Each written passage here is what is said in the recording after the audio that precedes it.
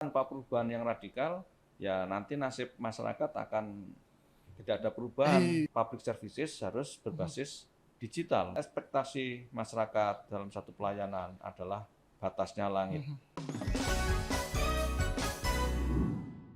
Halo Sobat Podcast, ketemu lagi dengan saya Brosis di Podcast BPJS Kesehatan. Please welcome Pak Tulus Abadi, Ketua Yayasan Lembaga Konsumen Indonesia. Selamat siang Pak. Selamat siang, Bro Brosis. Di sini memang dipanggilnya Brosis Pak. Ya, cocok lah itu. Cocok ya, biar enak ya. Pak Tulus sehat Pak? Alhamdulillah. Alhamdulillah. Macet Pak kesini Pak tadi? Oh enggak, lancar karena masih mungkin masih PPKM WFH Pak ya. dan segala macam. Oh iya, betul. Jadi lancar-lancar jaya kesini ya Pak. Lancar. Ini spesial sekali nih Pak, podcast kali ini karena kedatangan Ketua YLKI. Nah tentunya sebelum kita panjang lebar bicara dulu tentang materinya, kita akan pasti banyak yang bertanya. YLKI itu sendiri perannya apa sih Pak bagi konsumen Indonesia? Dan tugas-tugasnya seperti apa Pak? Ya. Baik, terima kasih Mas Proses. Jadi YLKI itu adalah lembaga konsumen pertama di Indonesia yang berdiri pada 11 Mei tahun 73, jadi sudah 48 tahun yang silam. Yang para pendirinya adalah para founding mothers dan founding fathers ya, para pejuang RI. Yang salah satunya adalah misalnya Ibu Lasmi Jahadi, itu selaku istri wakil Perdana Menteri RI yang pertama. Itu pendiri utama YLKI. Dan YLKI juga merupakan lembaga konsumen anggota dari CA, Consumer International, yang berbasis di London sejak tahun 74.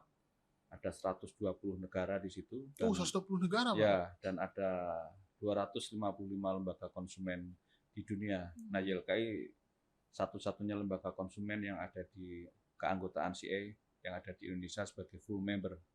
Nah, setiap 3 tahun sekali kami melakukan kongres. Kongres terakhir yang saya hadiri adalah di Estoril, Portugal. Dan ini belum kongres lagi karena pandemi. Nah, tugas utamanya ya tentu saja istilahnya menjadi pembela konsumen, membantu konsumen, mengadvokasi konsumen sesuai dengan ADART dan juga sesuai dengan Undang-Undang Nomor 8 Tahun 99 tentang pelindungan konsumen. Undang-undang yang melindungi kita semua.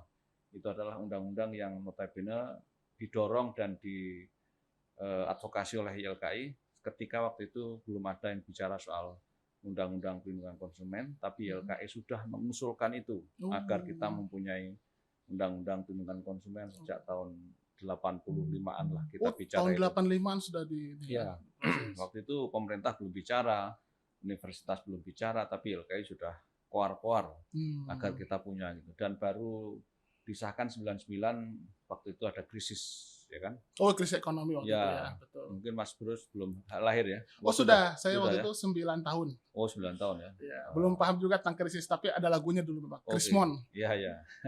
Nah itulah kira-kira sekilas peran YLKI, dan tentu yang paling dirasakan oleh masyarakat adalah YLKI menjadi lembaga yang mendampingi pengaduan-pengaduan konsumen. Ya, berbagai pengaduan kami terima. Dalam 1 tahun ada sekitar 4.000-an pengaduan. 1 tahun 4.000? Ya, nggak banyak sih dibanding pengaduan yang diterima oleh Pak Arief dari BPJS Kesehatan. Ya, salah satunya pengaduan soal BPJS Kesehatan, soal pelayanan kesehatan, soal jasa medik, dan juga soal jasa keuangan yang paling banyak. Oh begitu, jadi ternyata kalau pengaduan itu memang sudah banyak yang masuk ke YLKI. Iya, karena itu merupakan ujung tombak YLKI dalam menjadi pelayan masyarakat, ya, pelayan lembaga sosial.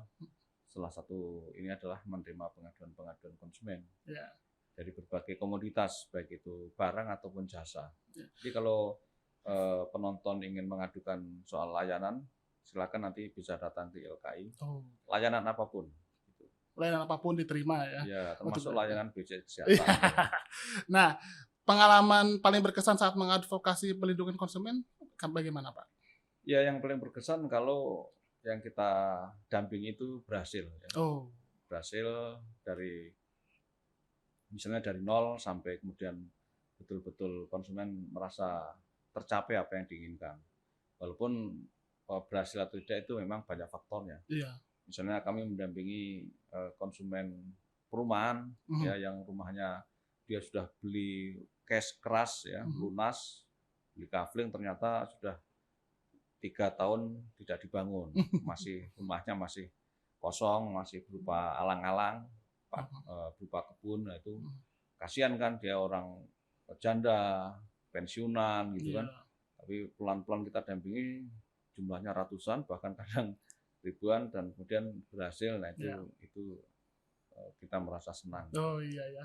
Tadi kan Pak Tulus juga mengatakan kalau salah satu aduan itu diantaranya adalah aduan tentang program JKN KIS ya, program PJS Kesehatan di sini. Nah, tadi mau dijelaskan lagi dong Pak, aduan yang dilayangkan itu kebanyakan tentang apa?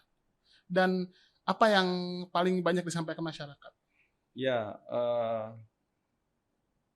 secara jumlah pengaduan soal JKN atau soal BPJS Kesehatan atau soal pelayanan kesehatan dan juga rumah sakitan memang tidak masuk 10 besar atau tidak masuk 5 besar di LKI. Tidak masuk 5 besar yang dari 4.000 itu ya? Ya, karena yang paling banyak memang soal jasa keuangan, ya soal leasing, ya soal perbankan itu dominan. Ya, jadi bersyukur BPJS Kesehatan tidak masuk 5 besar pengaduan, tetapi yang lazim kita dengar ataupun pengaduan-pengaduan yang masuk secara general kan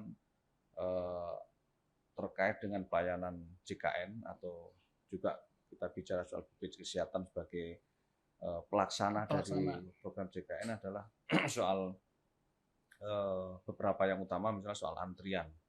Ya, antrian tindakan medis yang lama gitu ya, yang kemudian untuk penyakit-penyakit tertentu harus menunggu sekian bulan, bahkan sekian tahun. Atau juga antrian yang klasik adalah antrian di rumah sakit. Ya kemarin misalnya ya, tetangga saya depan rumah saya itu, yang notabene dia peserta BPI, karena dia sakit vertigo, ya vertigo kan pusing. Ya, pusing itu. Ditambah pusing lagi karena nunggu di antrian lama sekali. Dia kemudian mengatakan, saya nggak mau ikut, saya nggak mau pakai BPJS Kesehatan, saya mau pakai yang ini aja, yang bayar, yang semuanya kan bayar udah ya. Padahal itu harus scan segala macam kan mahal. Tapi karena antriannya lama, menunggu tindakan dari rumah sakit tersebut diperiksa, dia kayak menyerah gitu kan. Walaupun dia istilahnya bukan dari ekonomi yang cukup mampu, ya tapi dia kecewanya di situ. Nah kemudian dokter dari rumah sakit yang dia tuju, rumah sakit swasta itu malah kemudian mengingatkan, Pak, kenapa Bapak nggak pakai BPJS Kesehatan? Kenapa pakai yang mandiri sendiri? Ini kan mahal. Wah ini antri Pak, saya nggak sanggup dan segala macam. Tapi akhirnya setelah kita kasih masukan, karena sama tetangga ya kita masuk, Pak, ya memang begitu, kalau nggak mau antri, ya harus datang lebih pagi, atau daftar, anaknya suruh daftar dulu, baru nanti kira-kira jam berapa dipanggil, Bapak datang. Karena ini dilihat penyakitnya nanti masih lama. Kalau Bapak nanti mau ikut tes periksa yang non BPJS, harus mengeluarkan uang dari kantong sendiri. Sementara Bapak punya BPJS Kesehatan kan sayang sekali. Belum lagi harus mengeluarkan uang banyak, dan itu nanti bagaimana. Namun dipertimbangkan kembali, ikuti antrian, dan kalau tidak mau antri lama ya coba daftarnya lebih awal. Ada orang yang mendaftarin dulu, baru kemudian nanti diperiksa lebih cepat gitu. Berarti memang Pak Tulus juga sangat mengamati sekali ya perkembangan BPJS Kesehatan sendiri, program JKN KIS-nya, sehingga juga mengedukasi juga ya masyarakat. Ya, karena kan sebenarnya memang literasi masyarakat khususnya peserta BPI terhadap program ini kan juga masih, katakanlah masih rendah, masih kurang baik ya. Misalnya juga sering ada anggapan masyarakat yang mengatakan, saya ini tiap bulan suruh bayar, tapi nggak pernah saya pakai. Nah itu kan asumsi semacam itu juga hal yang sering kita dengar, dan mungkin hal yang wajar ya, karena belum terbiasa dengan soal asuransi. Ya, sehingga tidak tahu prinsip dan filosofi asuransi, karena kan BPJS ini kan JKN kan asuransi, walaupun asuransi sosial. Nah itu masih pemahaman seperti itu. Tapi kalau ada orang yang mengadu seperti itu, kemudian saya jawab, Bapak kalau mau pakai mau sakit. Karena dipakai kan berarti sakit. Ya minimal pemeriksaan rawat jalan atau apa kan. Tapi kan itulah ketika Bapak nggak pakai, Ibu nggak pakai, justru harus bersyukur. Iya. Karena kemudian Bapak sehat, Ibu sehat, dan bisa menolong orang Iya. lain karena kemudian orang lain yang sakit ini ditolong oleh iuran-iuran yang Bapak Ibu berikan gitu. Iya, Jadi betul. ibadah ini gitu. Iya, betul. Karena memang kan prinsipnya BPJS sendiri kan gotong royong. Iya. Iya kan, Nah Pak? itu yang saya kira memang pemahaman dan literasi semacam itu harus terus disampaikan ke Pemahaman di masyarakat sananya ya, ke sehingga masyarakat. masyarakat berempati pada Iya. akhirnya gitu. Karena tingkat kepuasan itu juga dipengaruhi oleh pemahaman yang utuh terhadap program ini. Iya. Nah, berarti kan kalau kita lihat Pak Tulus juga benar-benar ternyata sangat concern sekali ya terhadap BPJS Kesehatan ini. Kita tahu kan Pak, program jaminan kesehatan ini kan sudah berjalan 8 tahun nih Pak, tahun Iya, 8 betul, ya sekarang itu. betul. Nah, bagaimana YLKI melihat pelayanan yang diberikan kepada peserta? Apakah ada peningkatan kualitas layanannya? Ya, tentu saja selama 8 tahun berjalan itu kan tentu saja sudah banyak upaya-upaya yang dilakukan. Termasuk oleh- upaya memotong antrian juga ya, Pak, Ya, Pak, ya? baik oleh rumah sakit, oleh pemerintah, dan juga oleh BPJS Kesehatan itu sendiri. Dari sisi jumlah rumah sakit kan terus bertambah, Iya. keandalannya juga terus bertambah. Kemudian jumlah rumah sakit yang bekerja sama dengan BPJS Kesehatan juga bertambah, dokter bertambah, dokter spesialis terus bertambah. Kemudian program-program lainnya juga terus diperbaiki. Artinya itu ada upaya bisnis proses untuk meningkatkan pelayanan bagi program JKN dan khususnya BPJS Kesehatan sebagai garda depan di dalam program ini. Nah, itu yang secara kasat mata ya, sebagai infrastruktur maupun sumber daya manusianya. Dan juga dari sisi, kalau saya merujuk dari data-data survei tingkat kepuasan pengguna yang dilakukan oleh BPJS Kesehatan secara periodik, itu kan angkanya terus naik, Iya. skornya terus naik. Ya, ini yang saya kira juga satu hal yang harus kita apresiasi bahwa secara de facto memang terjadi tingkat kepuasan yang terus naik karena ada perbaikan-perbaikan di level infrastruktur atau juga sumber daya manusia khususnya dokter dan segala macam. Tapi kemudian ya tentu saja PR masih banyak, PR masih panjang sehingga upaya itu harus terus dilakukan untuk terus meningkatkan pelayanan sampai ke level yang betul-betul optimal. Optimal ya, Pak ya. Karena yang sering saya bilang kepada teman-teman di BPJS Kesehatan kan bahwa tingkat kepuasan publik itu kan batasnya langit. Ya. Kalau batasnya langit itu artinya tidak ada batasnya. Tidak ada batasnya. Walaupun udah dicapai, naik lagi Karena terus. Kan langit itu kita melihat hanya warna biru. Betul. Itu kan sejauh ujungnya mata aja kita nggak tahu ya. Sejauh mata kita memandang kan warna biru. Betul. Padahal itu kan fata morgana kan. Iya. Dia akan terus sampai hanya warnanya terlihat saja ya, Pak. Itulah yang kemudian sebenarnya ketika batasnya langit sebenarnya tidak ada batasnya. Artinya tingkat kepuasan publik terhadap satu pelayanan, dalam ini pelayanan BPJS Kesehatan atau JKN itu masih terus harus diimprove ya, sehingga betul-betul dirasakan kehadirannya. Ya. Berarti memang kita menurut Bapak kan sudah disampaikan bahwa program ini terus diperbaiki walaupun memang ekspektasinya pun semakin meningkat ya. Nah, terus dampak terbesar bagi masyarakat yang Bapak bisa lihat selama program JKN KIS berjalan seperti apa, Pak? Khususnya sebelum sesudah gitu, Pak. Ya, betul. Kalau kita bicara pra dan pasca program ini kan sebenarnya memang yang paling handal atau paling paling fundamental adalah soal hak dasar masyarakat untuk pelayanan kesehatan yang dijamin dalam konstitusi. Ya. Nah, dengan adanya program JKN itu kan tadinya sering kita berkampanye di masyarakat menengah bawah bahwa orang miskin dilarang sakit. Wah, iya. Ya kan? Sering banget saya dengar dulu tuh. Ya, karena tahun 2000-an tuh. Karena kalau sakit tidak bisa mengcover. Iya, hanya orang kaya yang boleh sakit ya. Kan?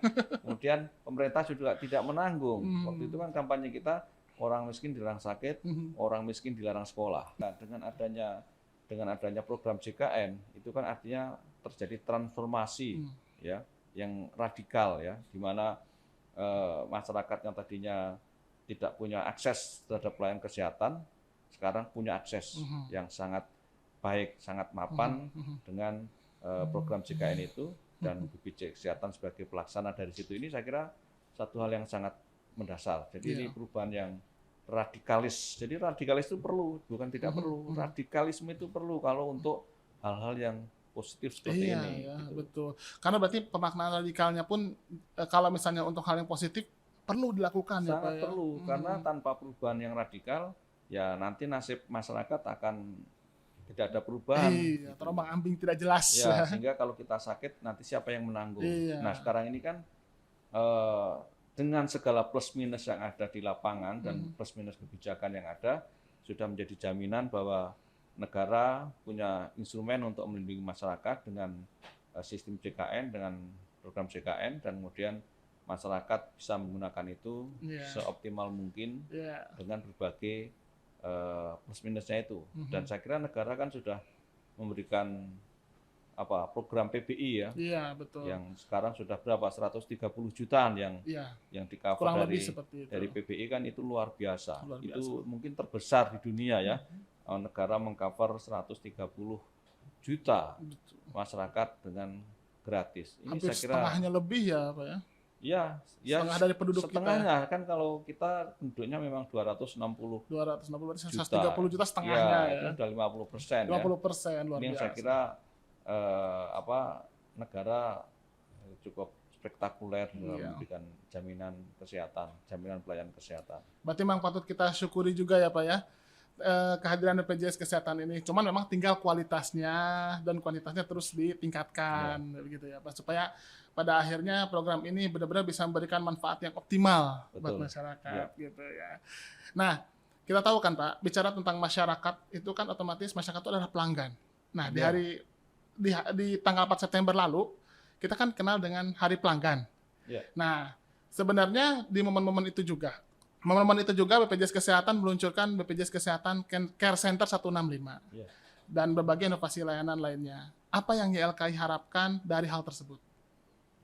Ya, kalau kita bicara Hari Pelanggan ataupun pelanggan secara keseluruhan kan yang utama dari situ kan aktualitas dari hak-hak pelanggan itu apa, hak-hak konsumen itu apa, baik yang dijamin di dalam Undang-Undang Kesehatan, kalau kita bicara kesehatan, yang dijamin dalam Undang-Undang Perlindungan Konsumen, kemudian yang dijamin dalam Undang-Undang Pelayanan Publik. Ya ingat kita punya Undang-Undang Pelayanan Publik dan kalau kita bicara JKN, bicara BPJS Kesehatan itu sangat erat kaitannya dengan pelayanan publik. Nah, di situ kalau kita sebagai BPJS Kesehatan sebagai pelayanan publik itu kan harus mampu nguwongke pelayanan terhadap pelanggan itu. Nguwongke itu memanusiawikan. Memanusiawikan ini bukan orang Jawa Mas Bro. Saya orang Sunda, Pak. Orang Sunda ya. Namanya Siswanto tapi orangnya Sunda. Ya itu Jawa juga, Jawa Barat. Jawa Barat ya. Nah, itu yang saya kira bagaimana memanusiawikan pelayanan pada pelanggan dalam konteks dari pelanggan itu, misalnya hak atas informasi ya. Karena yang utama adalah kebijakan apapun, peraturan apapun itu harus terinformasi kepada pelanggannya, kepada konsumen. Kemudian hak atas informasi yang benar dan jelas tadi. Nah, yang juga harus digarisbawahi adalah hak untuk didengar pendapat dan keluhannya. Iya, betul. Jadi kan pelanggan itu sesuai dijamin dalam Undang-Undang tentang Perlindungan Konsumen dan juga Undang-Undang Pelayanan Publik, Undang-Undang Kesehatan, ya itu kan punya hak untuk didengar pendapat dan keluhannya. Ya bahkan di dalam Undang-Undang Kesehatan itu kan pelayanan rumah sakit itu kan harus di-declare, harus di-display kepada konsumen, kepada pasien sehingga tahu. Waktu itu malah saya agak terkejut ketika anak saya sakit di satu rumah sakit tentara waktu itu. Di situ ada maklumat pelayanan, ya maklumat pelayanan yang itu merupakan hak pasien di dalam Undang-Undang Kesehatan yang salah satu pasalnya adalah pasien bisa menggugat rumah sakit. Ya, saya kok ini rumah sakit tentara tapi kok ada ketentuan semacam ini hebat, gitu. Ya. Luar biasa. Pasien gitu. Bisa menggugat pelayanan rumah sakit. Kalau tidak puas dengan satu pelayanan rumah sakit. Ya. Nah, setelah saya lacak ternyata waktu itu sudah lama ya. Itu adalah mandat dari Undang-Undang tentang Kesehatan. Nah, ini kan luar biasa. Nah, oleh karena itu juga terhadap hak pelanggan tadi yang paling ini juga salah satunya adalah pelanggan juga punya potensi untuk melakukan gugatan. Ini yang saya kira juga apakah JKN atau BPJS Kesehatan itu memang harus betul-betul bagaimana menjaga kanal agar konsumen jangan sampai melakukan aksi Ya, menggugat atau betul. apa, walaupun itu hak konsumen, tapi kalau ada sikap yang proaktif dari BPJS Kesehatan, Iya, harus proaktif untuk memberikan kesempatan dan ya, memberikan tempatnya ya ya, bagi sehingga masyarakat konsumen untuk. atau pasien atau pelanggan jangan sampai melakukan gugatan karena ada sumbatan-sumbatan Iya, informasi ya, iya atau betul. kurang merespon Kurang dan segala merespon. macam. Ini yang Mhm, saya kira hal yang sangat penting mhm. untuk meningkatkan pelayanan di satu sisi, dan di sisi lain adalah menjaga hak-hak pelanggan atau hak konsumen Iya. yang Berarti gitu. ada dua hak utama tadi yang bisa saya garis bawahi, hak untuk mendapatkan informasi dan Ya, juga hak untuk didengar keluhannya. Ya, terutama ya, itu ya yang dua itu betul. yang paling utama Dan begitu. juga sebenarnya hak atas ini ya, untuk mendapatkan kompensasi Kompensasi. dan ganti rugi, itu yang juga diatur dalam Undang-Undang Perlindungan Konsumen, Undang-Undang Kesehatan, dan undang-undang lainnya. Mhm. Makanya sebagai contoh, ya YLKI juga beberapa kali menangani pasien yang dia merasa salah, merasa diperlakukan kurang baik dalam satu pelayan Mhm. di rumah sakit. Hmm. Waktu itu ada semacam salah operasi dan segala macam, Oh, salah tindakan ya. salah tindakan, sehingga pihak rumah sakit waktu itu mau mengganti rugi Oh. untuk kerugian-kerugian itu. Iya, dikompensasi ya. Ya, itu yang konsumen mengadu ke YLKI, salah satu Mhm. seperti itu. Atau kemarin ketika kita sebagai pelanggan internet, walaupun mungkin bukan di Jakarta kebanyakan ya, ketika kabel internet Telkom putus, Iya, kemudian Telkom memberikan kompensasi kompensasi kepada betul. pelanggannya gitu. Itu juga kita minta seperti itu. Oke, berarti yang paling pertama adalah hak untuk informasi, kemudian hak untuk didengar, Iya, dan juga hak untuk mendapatkan kompensasi betul. atas kerugian yang diderita, ya Ya, begitu. Nah, sekarang kalau kita lihat kan memang kondisi sekarang juga lagi kondisi pandemi COVID nih, ya, ya kan Pak ya. Nah, BPJS Kesehatan juga kan di kondisi COVID-19 ini juga sebenarnya mengembangkan berbagai layanan. ya, ya. Terutama tujuannya untuk shifting supaya tidak harus ke kantor cabang, tapi bisa dengan dari rumah saja. Contohnya layanan mobile JKN, ada lagi sekarang layanan chat melalui WhatsApp, dikenalnya Pandawa, Pak, Ya, ya, ya. dan juga telekonsultasi. Nah, itu menurut Bapak, bagaimana terkait layanan tersebut? Pendapat Bapak? Ya, saya kira hal yang sangat bagus dan Mhm. harus kita apresiasi, karena dua hal tadi alasannya ya. Era digital Betul, di digitalisasi mana ya, memang harus ini. hampir semua masyarakat Indonesia sudah melek internet Hmm. ya. Data menunjukkan 215 juta masyarakat Indonesia sudah terakses internet atau sudah melek Hmm. internet. Ini artinya captive market ya, Hmm. potensi besar untuk bagaimana public services harus berbasis digital, Ya, termasuk di dalamnya upaya-upaya yang dilakukan oleh BPJS Kesehatan. Kalau itu tidak dimanfaatkan, itu kan sayang sekali, sayang sekali, betul. rugi sekali, karena mereka mungkin hanya menggunakan internet untuk chat ataupun untuk medsos atau apa, Ya. tapi bisa dipakai untuk malah memfasilitasi pelayanan-pelayanan yang dia perlukan. Hmm. Nah, yang kedua terkait dengan pandemi ini, yang notabene adalah kita diminta untuk mengurangi mobilitas, Betul. diminta untuk mengurangi Menjaga kontak jarak. fisik, jaga jarak, maka pelayanan berbasis digital itu menjadi sangat membantu. Mhm. Termasuk yang perlu selalu saya sarankan adalah agar itu bisa dipakai untuk telekonsultasi Iya. atau telemedicine dan segala Mhm, macam. mhm. Itu saya kira memang era yang nanti harus dikembangkan terus, sekalipun pandemi misalnya sudah selesai. Ya, karena apa? Karena era digital akan semakin luas. Iya, Ya, karena memang digitalisasi itu sesuatu yang tidak bisa dielakkan ya. ya, dan itu saya kira karena semua sudah melek, Mhm, semua sudah punya gadget, punya mhm. smartphone, Betul, ya kan? Sehingga itu harus dimanfaatkan. betul. Karena Gitu. memang kalau kita lihat dunia ini sudah semakin maju ya. Ya, Kitanya pun harus bisa mengikuti kemajuan itu dimanfaatkan untuk betul. kepentingan pelanggan ya. Begitu. Nah, hal-hal apa sih yang perlu dioptimalkan dalam kebijakan program JKN Case khususnya di era pandemi COVID-19? Ya, saya kira tadi soal digitalisasi itu kan Itu yang harus dioptimalkan salah ya. satunya ya, salah Salah satunya. satunya. Ya.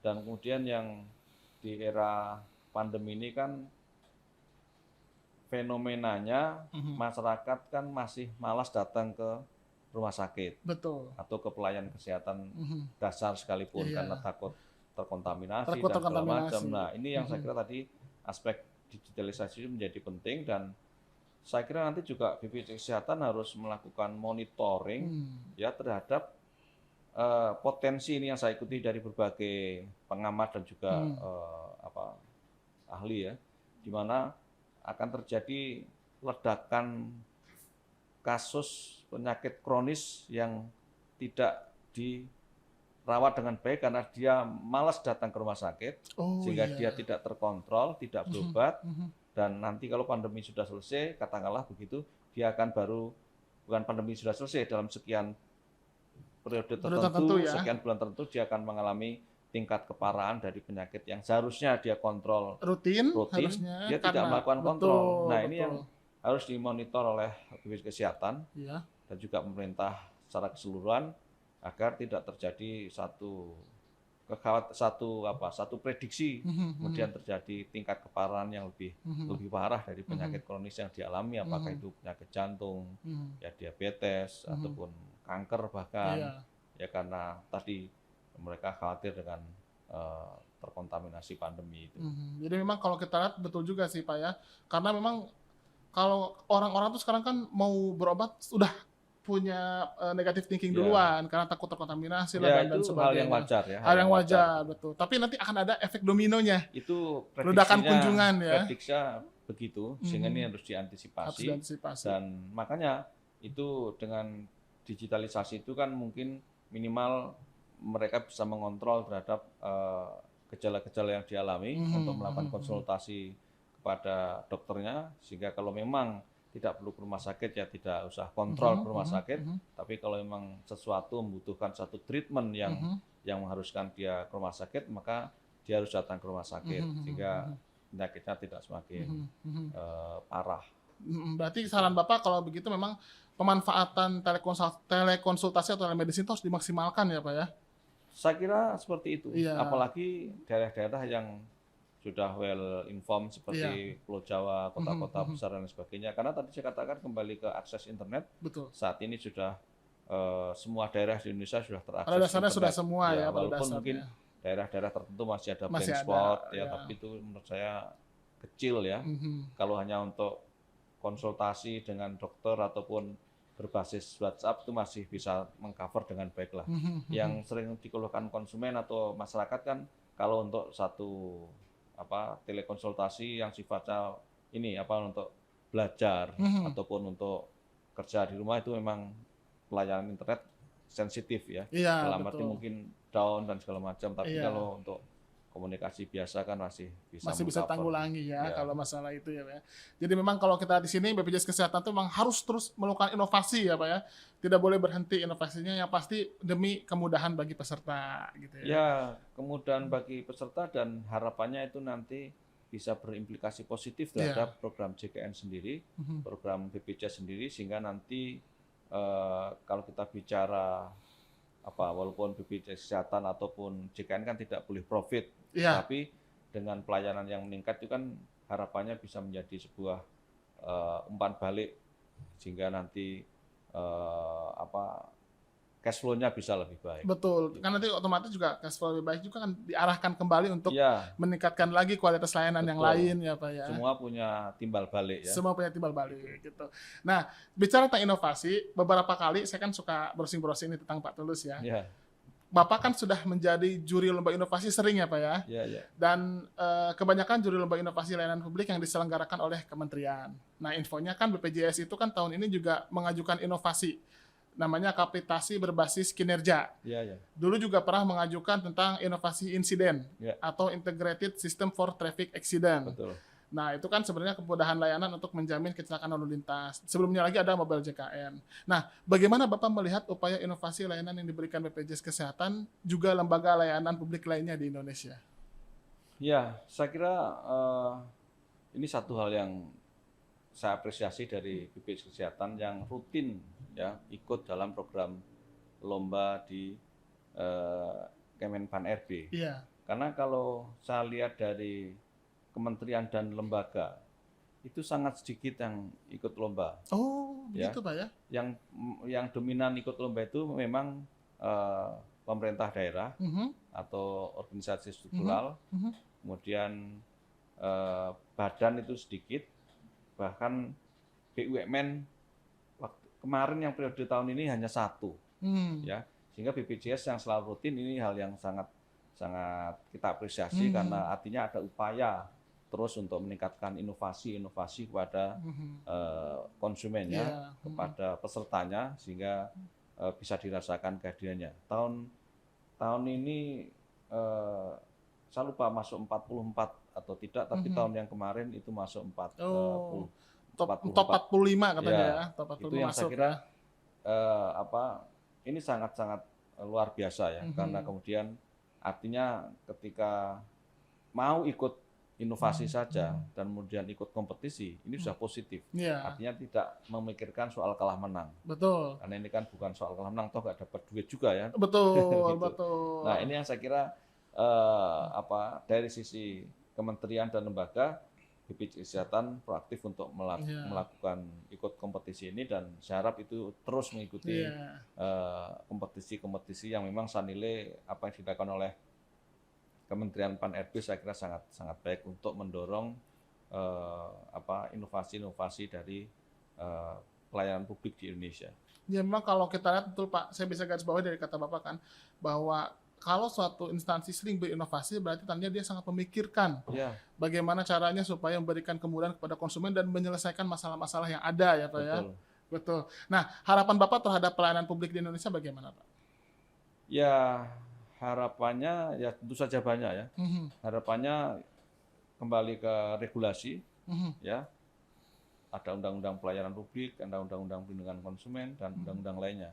Tapi yang kita harapkan adalah bahwa public services itu dalam melayani warganya, dalam melayani pasiennya, dalam melayani konsumennya, itu harapannya adalah beyond of regulation. Ya. Dalam arti jangan hanya mendasarkan pada regulasi saja, tapi harus di atas regulasi. Harus di atas regulasi ya. Jadi kalau regulasi minta skor 7, jangan puas dengan skor 7, tapi 8, harus bisa 9, 8, 9 dan seterusnya. Jadi tadi relevan dengan yang saya katakan tadi bahwa ekspektasi masyarakat dalam satu pelayanan adalah batasnya langit. Nah ini yang saya kira harus menjadi PR bagi public services, khususnya program JKN dan khususnya lagi adalah BPJS Kesehatan. Dan ketika kita memberikan satu pelayanan yang maksimal dengan governance yang sangat bagus, itu memang awalnya adalah merupakan cost, biaya. Betul pasti ya. Tapi ketika cost dan biaya ini jangan dianggap sebagai sebuah beban. Ya, tapi anggap itu sebagai sebuah investasi. Ya, sebagai sebuah investasi untuk kemudian nanti bisa mendapatkan profit dari situ. Oh iya, ya kan? Betul. Jadi memang gitu. Kalau memang yang cost sempat awal itu memang harus dianggap sebagai investasi, karena nanti ke depannya itu bisa jadi sebuah keuntungan buat kita. Itu kalau kita bicara soal bisnis ya. Tapi mudah-mudahan BPJS Kesehatan bukan bicara soal bisnis as usual, tapi meningkatkan kualitas dan juga tadi beyond of regulation dan juga pelayanan itu batasan langit itu harus menjadi dasar. Memang semua itu ada biaya, semua itu ada cost, tapi saya kira itu akan bisa ditanggulangi. Gitu. Iya, betul. Nyambung tadi kan Bapak menyampaikan tentang beyond of regulation ya tadi ya. Karena kita tahu kan kalau mengelola ekspektasi atas kebutuhan pelanggan peserta itu sebenarnya memang sudah jadi upaya yang terus dilakukan BPJS Kesehatan. Nah, menurut Bapak, apa yang harus BPJS Kesehatan lakukan agar kepuasan peserta dalam layanan JKN itu bisa terpenuhi? Ya, pertama kan kalau kita lihat BPJS Kesehatan itu kan pengelolaannya saja ya. Tapi ketika dia melayani konsumen, melayani pesertanya itu kan banyak stakeholder yang terlibat. Betul. Ya, banyak mitranya. Ya. Sehingga kalau kita lihat keluhan-keluhan itu kan lebih banyak kepada keluhan dari mitranya itu. Ya, khususnya misalnya keluhan dari rumah sakit itu yang paling banyak. Sehingga harapannya yang paling utama adalah terus menambah jumlah rumah sakit yang bekerja sama dengan program JKN atau kerjasama dengan BPJS Kesehatan, sehingga semakin banyak akses masyarakat untuk mendapatkan pelayanan yang optimal lewat rumah sakit yang bekerjasama dengan BPJS Kesehatan. Kemudian dari sisi sering saya berdiskusi dengan pimpinan daerah atau dokter-dokter tertentu, itu banyak daerah-daerah yang belum mempunyai dokter spesialis, ya, spesialis tertentu ya, terutama ya. Ini yang saya kira menjadi sehingga kalau kita pasien ataupun peserta ingin berobat treatment dengan penyakit yang dialaminya, dia tidak bisa ditangani di rumah sakit yang terdekat, dia harus lintas dirujuk pulau, lagi ya, lintas provinsi. Dan itu pun lintas tempat yang agak jauh. Ya, misalnya kalau di Sulawesi Selatan dia harus datang ke Makassar, sementara kan dia harus melintasi pulau yang sangat jauh, ya, atau harus naik pesawat dan karena kekurangan dokter spesialis itu ya. Ya, jadi ongkos berobatnya menjadi lebih mahal, kecil ya dibanding ongkos transportasinya itu. Oh iya, karena ya kan? ongkos berobatnya lebih kecil tapi ongkos transportasinya naik. Ya, itu yang saya kira makanya ini yang sedang wacana cukup keras yang saya ikuti, dan saya juga sudah mengikuti beberapa kajian soal program kelas standar atau single tarif ini ya. Memang itu mandatori dari Undang-Undang SJSN, di mana kelas standar itu menjadi hal yang dilakukan. Tapi ini nggak bisa dilakukan secara BIM salah BIM. Iya, tidak bisa tiba-tiba berubah langsung nggak. Iya, karena kan perlu waktu. Dari sisi data sekalipun yang disurvei atau assessment oleh SJSN, misalnya bicara soal rumah sakit, itu yang siap dengan program kelas standar itu hanya 3%. Ya, itu untuk golongan rumah sakit milik swasta dan pemerintah. 3% kan betul sekali. Sedikit, bukan 30%. Iya. Ya, bahkan di bawah 10% itu ya. Iya, bahkan untuk rumah sakit yang dimiliki TNI dan Polri itu 0%. 0% malah 0%. Ya. Belum dia siap sanggup, belum siap untuk diterapkan kelas standar. Nah, kalau ini belum siap tapi akan diberlakukan di 2002 atau 2003 mana bisa gitu. Nah, artinya nanti potensi pelanggaran hak-hak peserta JKN, peserta program BPJS Kesehatan ini, dan juga pelanggaran hak konsumen secara umum kalau tidak dengan strategi tertentu. Betul. Walaupun ini mungkin walaupun itu mandat dari undang-undang selama 8 tahun tadi, kenapa tidak ada proses yang dipersiapkan untuk itu? Memang secara regulasi saya sepakat itu, dan secara sosiologis memang kelas di rumah sakit itu kan sebenarnya produk dari kolonial ya. Ada kelas 1, kelas 2, kelas 3. Itu kan dulu kalau kelas 1 itu untuk golongan kulit putih. Dulu tuh gitu ya. Ya, kemudian kelas 2 untuk golongan kulit kuning. Ya, India, Arab, Korea dan segala macam. Nah, kelas 3 itu kelas mbek. Ya, untuk pribumi. Inlander. Inlander. Nah, itu yang itu nggak boleh terjadi misalnya, dan di benchmarking internasional juga program JKN itu kelasnya kelas standar memang. Begitu. Tapi ini tidak bisa dilakukan dalam kondisi yang kita tidak siap untuk itu. Iya, betul. Karena memang butuh waktu juga ya memang. Ya. Kita harap sih pemerintah bersama-sama dengan pihak. Kesiapan tadi rumah sakitnya, kesiapan sumber daya manusianya, dokternya seperti apa, dan juga kemampuan daya beli masyarakat untuk kelas mandiri misalnya ya. Kan nanti kan ada yang secara de facto dia kelasnya naik, ada yang turun. Nah, ini kan yang menjadi persoalan di situ. Iya ya, betul juga. Karena memang penerapannya aja memang masih perlu waktu, tapi memang kita harap sih pemerintah bisa bersama-sama dengan pihak terkait untuk memenuhi amanah undang-undang tersebut ya Pak ya. Betul. Terutama kebijakan pemberlakuan kelas standar itu. Karena memang tadi sudah Bapak sampaikan, harusnya itu di luar negeri pun untuk jaminan sosial itu menggunakan kelasnya kelas standar. Ya, Pak. Nah, berarti kan bisa dikatakan, tadi kembali lagi tentang kepuasan peserta ya Pak. Bisa dikatakan kepuasan peserta terhadap JKN KIS juga atas bantuan atau atas kinerja pihak mitra terkait juga ya Pak ya? Iya, pasti. Nah, kita harap bisa bersama-sama juga sih berupaya untuk meningkatkan kualitas layanan untuk kepuasan peserta itu. Nah, kayaknya sih kalau kita lihat di sini Pak, pembicaraan kita udah cukup seriusnya, udah cukup nih Pak nih kayaknya. Karena masih banyak nih yang ingin saya sampaikan. Mau disampaikan, nanti mungkin bisa disampaikan nanti di seri kedua. Di seri kedua.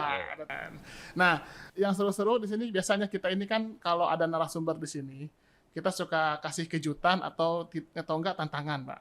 Nah, karena khusus di sini kedatangan Pak Tulus ya, yang sudah dikenal sebagai Ketua YLKI dan juga terkenal seantero lah ya, gitu. Antara RT. Seantero RT RW ya Pak.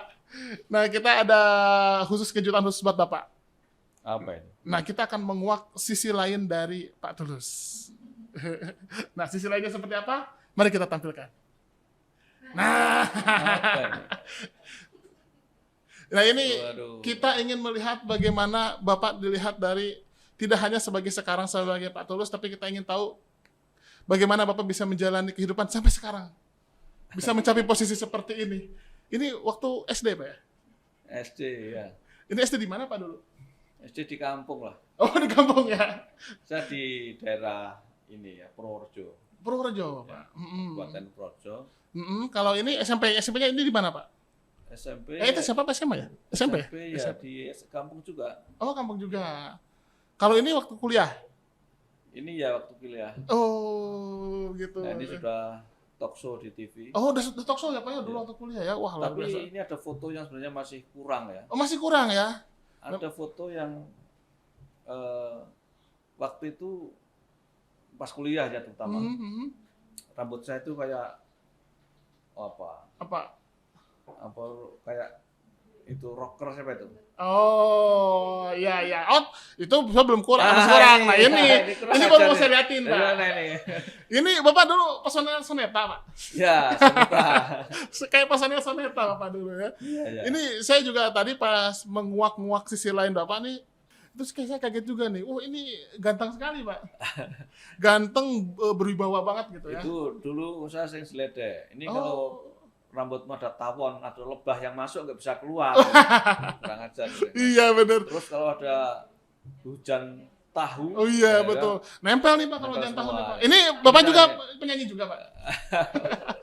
Ini kayaknya Ya, Pak Tulus. lebih duluan saya terkenalnya. Oh iya, Bapak masuknya Bapak lebih duluan. lebih Atau ini mungkin ini Bapak juga nih, kembaran Bapak bukan? Nah ini nih, nah ini yang mana Pak Tulus, yang mana Pak Tulus nih? Dua-duanya Iya. Tulus soalnya.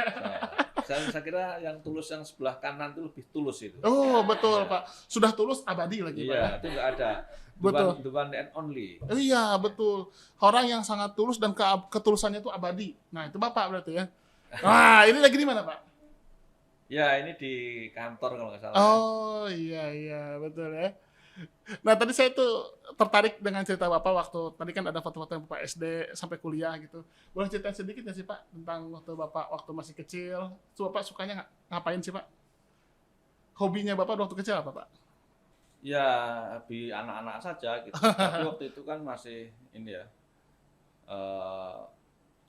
Hobi saya kecil itu sebenarnya saya sampai SMP dan juga SMA itu nulis puisi. Oh Bapak suka nulis puisi? Ya, saya sebenarnya waktu itu Waduh. cita-citanya jadi sastrawan. Oh waduh, luar Dan itu biasa. memang sedikit banyak terlampaui ya dalam hati saya sebagai penulis. Oh iya Ya, ya. jadi pas SMP itu saya penulis puisi yang cukup produktif. Wah betul. Jadi- Sering masuk koran nggak Pak puisinya? Radio. Oh radio Pak? Ya. Waduh. Karena luar setiap biasa. hari waktu itu saya betul setiap malam Jumat puisi-puisi saya itu dibaca di radio di Projo. Waduh. Ya setiap malam Keren Jumat saya pulang banget radio. Itu orang desa udah pada tahu wah Waduh. tulus nih. Padahal saya SMP Oh. dan puisi-puisi saya waktu itu serius itu dan kemudian waktu itu saya pernah ikut lomba cipta puisi. Saya masih SMP itu.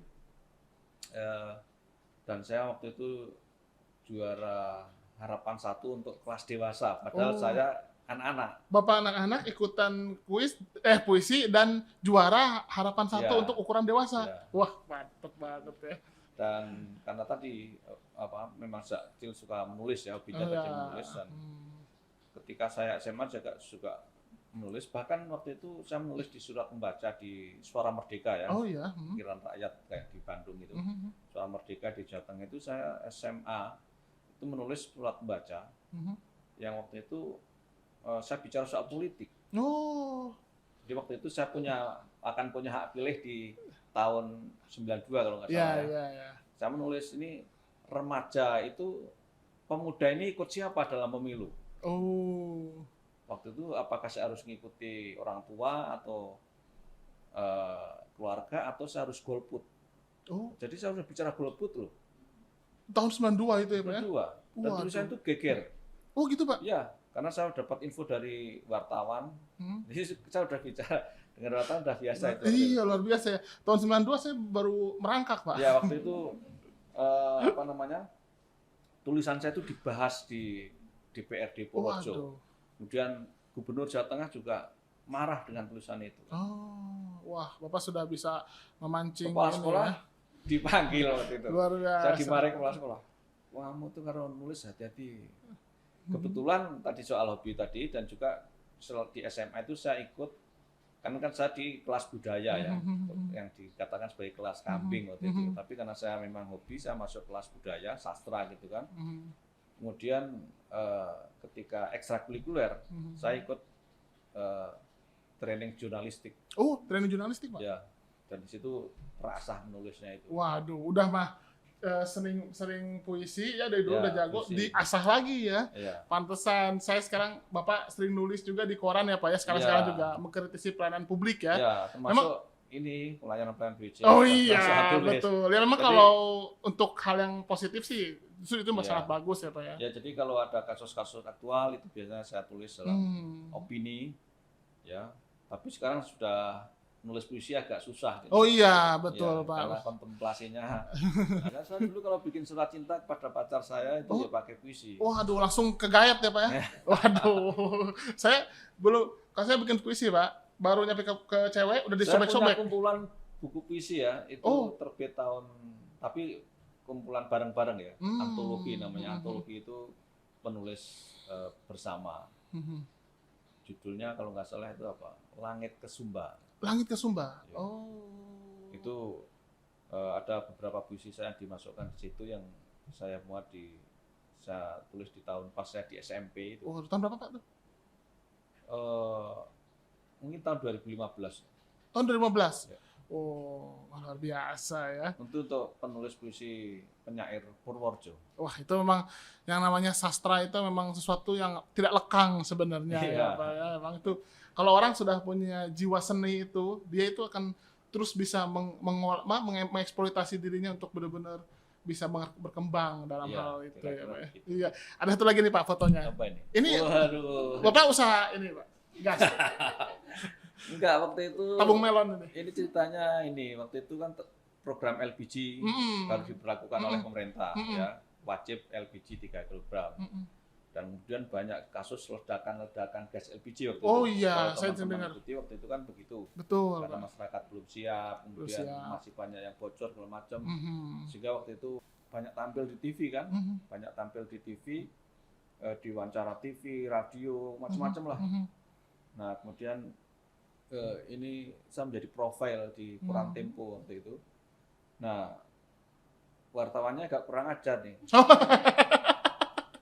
Tapi Untuk ganteng profil sih, ini Pak, saya sih. harus action foto begini. iya, tapi pas, Pak, saya ganteng bapaknya. Jadi tolong panggul yang ini. Iya, Oh, tapi suruh jangan. manggul ya, Pak. Iya, tapi jangan 12 kilo ya. Kalau 12 kilo saya nggak Waduh, mau, gitu. nanti Bapak bungkuk, Pak. Kalau terus Iya. kilo berat, Pak. Nah, ini yang 3 kilo suruh action begitu. Jadi kalau yang lain lenggak-lenggok di catwalk, saya lenggak-lenggok pakai LPG 3 kg. Iya, Pak. Ngawur ini. Iya, tapi ini jadi trademark, Pak. Oh, Pak Tulus nih. Luar biasa ini, Pak. Nah, kayaknya tadi kan sudah tuh, foto-foto sudah, Bapak juga sudah menceritakan. Nah, sebelum kita menutup obrolan kita hari ini, Pak, apa pesan Bapak kepada masyarakat agar tidak terkendala dalam mengakses layanan publik, khususnya layanan JKN KIS? Ya, pertama saya kira masyarakat harus proaktif ya. Proaktif dalam arti jangan sampai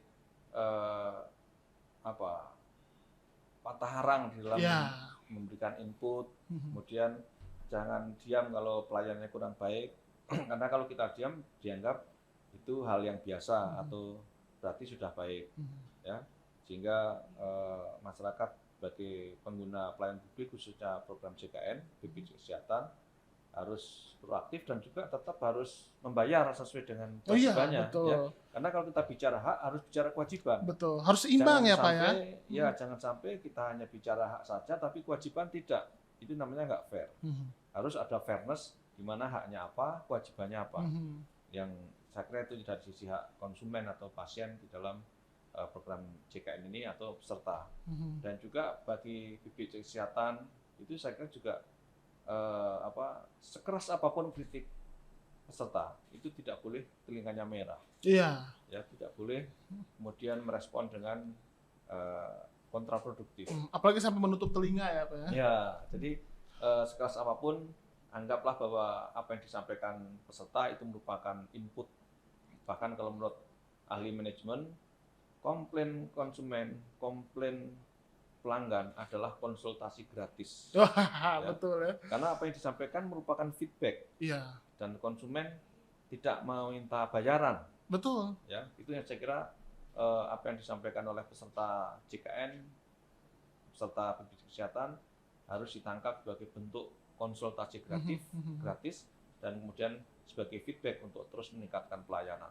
Ingat, yang harus digarisbawahi adalah bahwa ekspektasi masyarakat terhadap suatu pelayanan adalah langit batasnya. Artinya tidak ada ujungnya. Tidak ada ujungnya, dan artinya akan ekspektasinya selalu meningkat.